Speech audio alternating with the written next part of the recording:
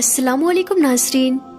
प्यारे नाज़रीन, इस वीडियो में हम बात करेंगे एक ऐसे वली अल्लाह की कि जिनकी कब्र पर सांप आते हैं सलामी देने, और उनकी वफ़ात हुई थी पहाड़ की चोटी पर।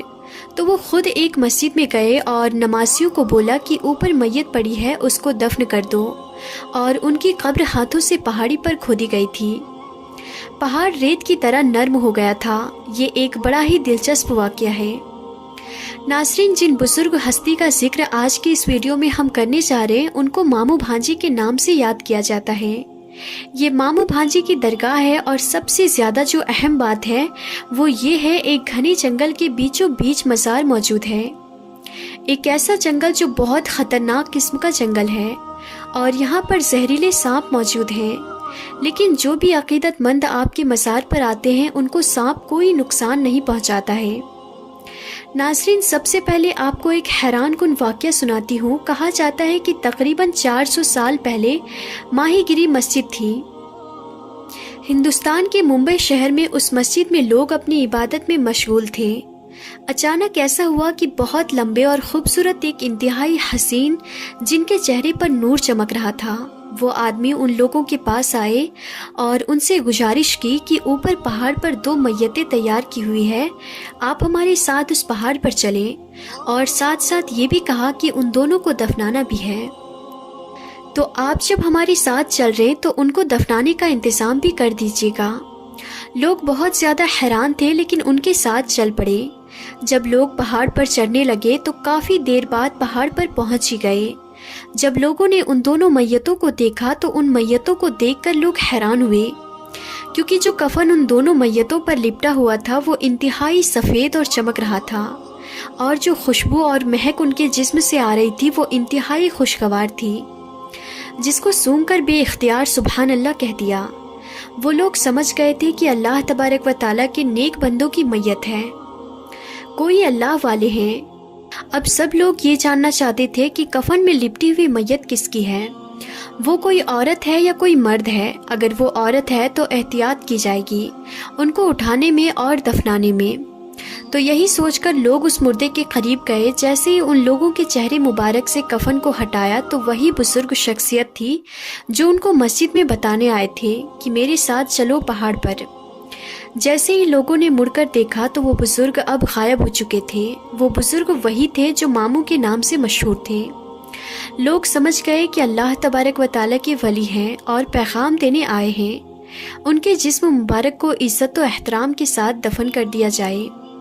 असल हैरानी की बात तो अब शुरू हुई कि लोगों के पास कोई औजार और कोई सामान मौजूद नहीं था, और वो पूरा इलाका पहाड़ी इलाका था, और चट्टानें भी सख्त किस्म की वो ज़मीन थी। लोग उस ज़मीन को खोदे तो कैसे खोदे। लोग परेशान थे और उसी परेशानी के आलम में ये सोच रहे थे कि ज़मीन को कैसे खोदा जाए। तो उनमें से एक नेक बंदे को कहीं से आवाज़ आई कि अपने हाथों से इस ज़मीन को खोदा जाए। लोग सोचने लगे कि अपने हाथों से हम इस सख्त पथरीली पहाड़ी ज़मीन को कैसे खोदेंगे और पहाड़ पर कब्र कैसे बनाएंगे। ये अल्लाह तबारक व तआला के वलियों की शान और करामत थी। जैसे ही लोगों ने अपने हाथों से उन चट्टानों को हटाना शुरू किया और खोदना शुरू किया तो ज़मीन इतनी नरम हो गई कि वो चट्टानें इतनी नरम हो गई कि लोगों ने आसानी से वहाँ पर कब्र बनाई, और फिर वहाँ पर वो बुज़ुर्ग जो मामू के नाम से मशहूर थे, सबसे पहले उनको दफना दिया गया। फिर लोग पहाड़ की दूसरी जानिब गए और वहाँ की ज़मीन भी वैसे ही नर्म हो गई, और पहाड़ की मिट्टी रुई के गालों जैसी नर्म और मुलायम हो गए। उन्होंने दूसरी कब्र भी खोदी और भांजे को भी वहाँ दफन कर दिया। इस तरह मामू और भांजे का मज़ार वहाँ उस पहाड़ की चोटी पर बन गया। ये दरगाह हिंदुस्तान में बहुत मशहूर है और लोग इज़्ज़त व अक़ीदत रखते हैं।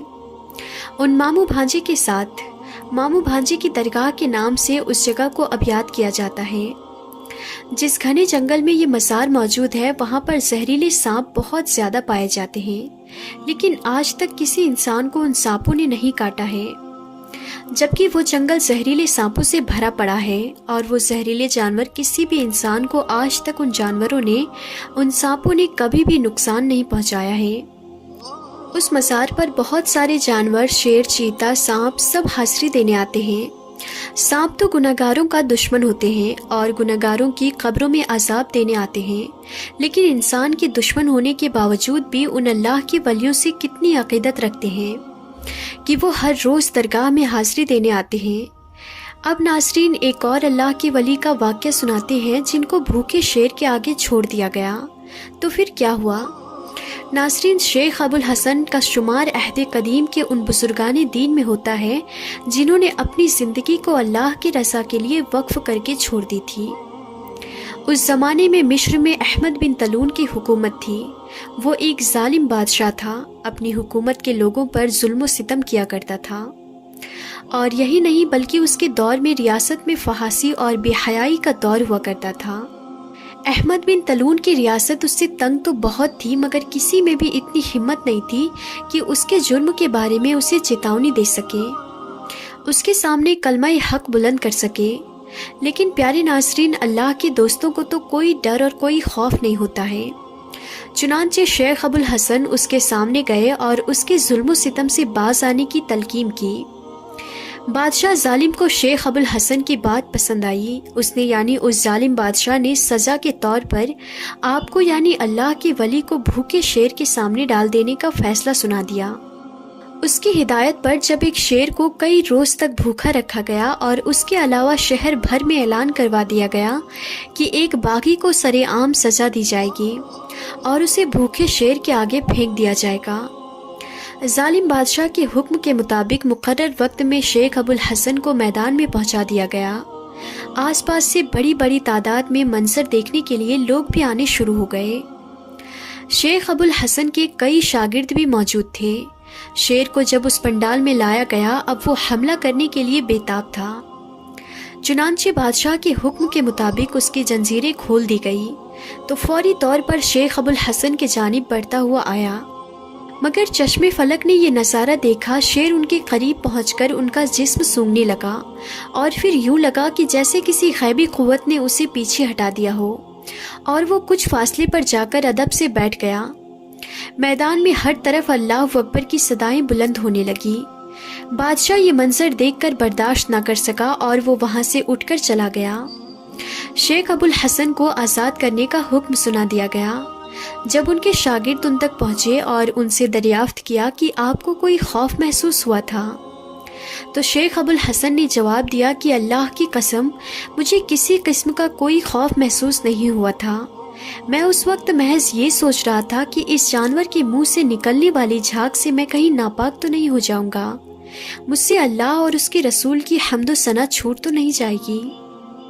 तो प्यारे नाज़रीन, ऐसे होते हैं अल्लाह और उसके रसूल सल्लल्लाहु तआला अलैहि वसल्लम के ग़ुलाम जो अपने आका से मोहब्बत पर नाज रखते हैं और दुनिया की कोई ताकत उनका बाल भी बांका नहीं कर सकती। तो नाज़रीन, आज की इस वीडियो में था बस इतना ही। हम फिर मिलते हैं अगली नई वीडियो में। तब तक के लिए खुदा हाफिज़।